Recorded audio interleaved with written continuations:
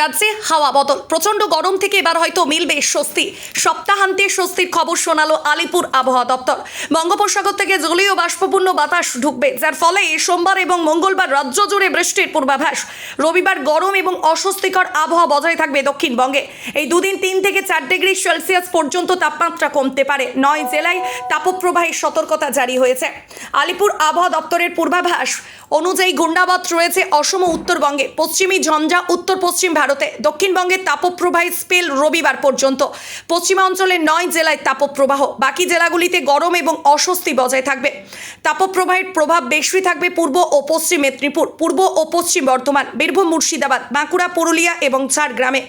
বেলা বাড়লে জেলাগুলিতে রীতিমতো লু বইবার সম্ভাবনা।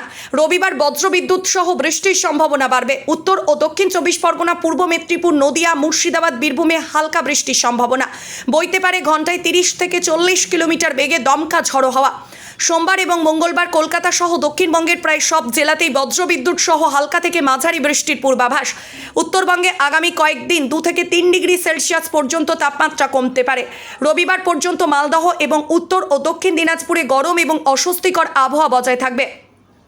রবিবার থেকে বৃষ্টির পরিমাণ বাড়বে। ভিজতে পারে উত্তরবঙ্গে জলপাইগুড়ি, কোচবিহার, আলিপুরদুয়ার, দার্জিলিং এবং কালিম্পং জেলা। সঙ্গে ঘন্টায় 50 কিলোমিটার গতিবেগে বইতে পারে দমকা ঝড়ো হাওয়া।